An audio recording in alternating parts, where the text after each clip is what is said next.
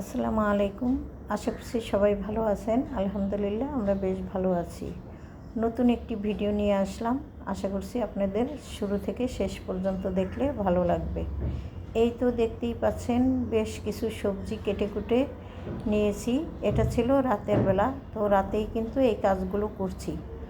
গতকাল রাতে যখন কাজগুলো করছিলাম ভাবছিলাম আপনাদের সাথে একটু শেয়ার করি। এই যে আমার হাতে দেখতে পাচ্ছেন একটা ছিনকের যেটাকে বলে মুড়ি প্যাঁচের যে পাইপটা থাকে সেই পাইপটা। তো গতকালকে দুপুরবেলা তো রান্না করেছিলাম বিরিয়ানি, সেটা আপনাদের সাথে গত ভিডিওতে আমি শেয়ার করেছি। যখন রান্নাবান্না শেষ হলো, হতে না হতেই কিন্তু এই জিনিসটা আর কি নষ্ট হয়ে গেল, আর আমার সমস্ত কাজকর্ম বন্ধ হয়ে গেল। এই যে দেখতেই পাচ্ছেন এই পাইপটাই কিন্তু নষ্ট হয়ে গেছে। তবে পাইপ তো নষ্ট হয় না, এখানে যে ওই যে স্টিলের মুড়ি পেস্টটা থাকে সেই মুড়ি পেস্টটা নষ্ট হয়ে গেছে। আর কি করার, তখন থেকে আমি আর কোনো কাজ করতে পারছিলাম না, সব কাজই অফ ছিল। রান্নাঘরের ধোয়া মোছা অনেক পানির কাজ থাকে কিন্তু রান্নাঘরে।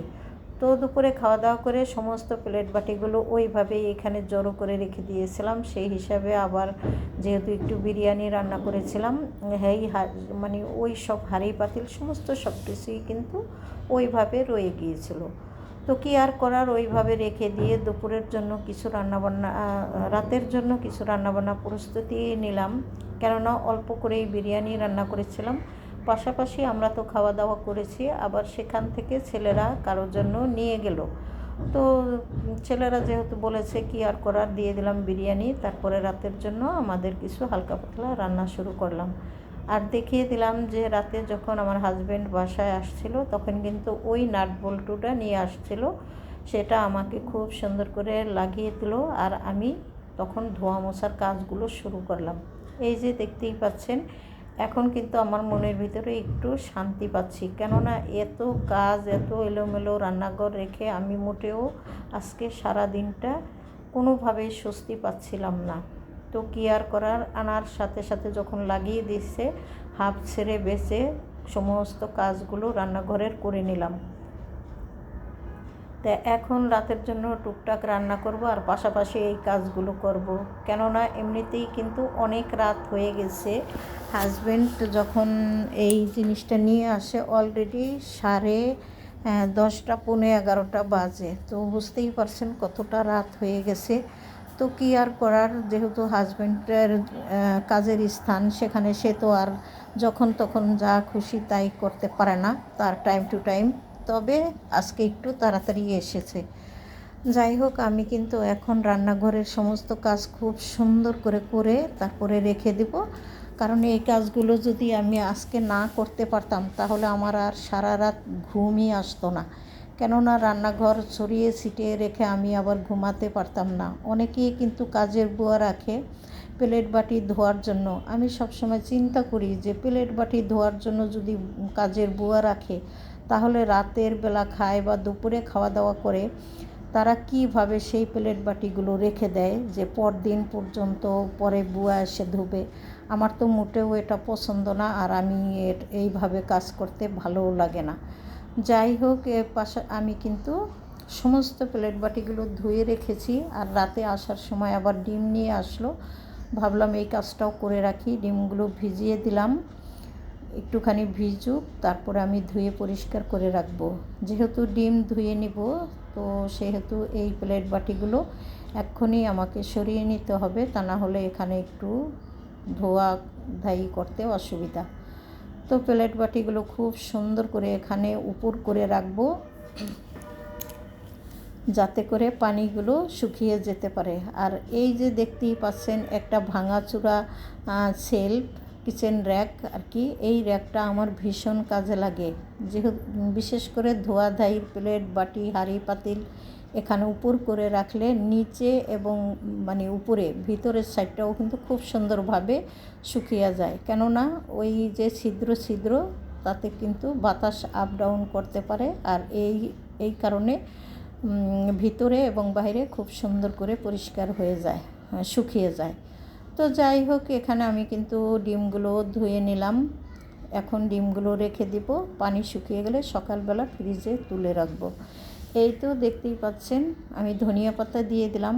আর সবজিতে কিন্তু ধনিয়া পাতা একটু দিলে বেশি ভালো হয়, না থাকলে না দিতে পারেন, কিন্তু দিলে কিন্তু ভালো সেন্ট হয়। আর এই শিম আলুর যে সবজি রান্না করা, এটা আমার ভীষণ পছন্দ। আমি এভাবে শিম রান্না করে খেতে অনেক পছন্দ করি। শীতের সময় কিন্তু এই শিমগুলো খেতে ভালোই লাগে। যেহেতু রাতের বেলা রান্নাবান্না শেষ একেবারেই, আজকে আর কোনো প্রকারেই রান্নাবান্না নাই, তো কি আর করার, খুব সুন্দর করে চুলাটা পরিষ্কার করে তারপরে রেখে দেব। আর পানি ফুটিয়ে রেখেছি, এখন একটা জালি দিয়ে ঢেকে রাখবো। তো দেখতেই পাচ্ছেন একদম সুন্দর করে ক্লিন করে রাতের খাবারটা দিয়ে দিচ্ছি টেবিলে। সবাই কিন্তু খুব সুন্দরভাবে খাচ্ছে।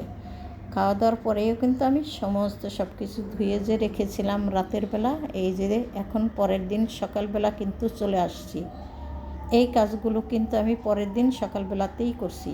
তা আপনাদের সাথে একটু শেয়ার করলাম যে কতগুলো প্লেট বাটি জমিয়ে রেখেছিলাম। এইগুলো দেখলে কার মাথা নষ্ট না হয়, তার উপরে কল নষ্ট। তো যাই হোক, কল আনার পরে কিন্তু আমি খুব সুন্দর করে প্লেট বাটিগুলো এই যে ধুয়ে রেখেছিলাম, এখন এক এক করে গুছিয়ে নেব। সকালবেলাতে এই কাজগুলো করে নিলাম। কাল রাত থেকে শুরু করেছি ভিডিওটি, আর আজকের সকালের কিছু কাজকর্ম দিয়েই শেষ করব আমার আজকের ভিডিও। এই যে এইভাবে ছড়িয়ে ছিটিয়ে থাকলেও কিন্তু আমার ভালো লাগে না।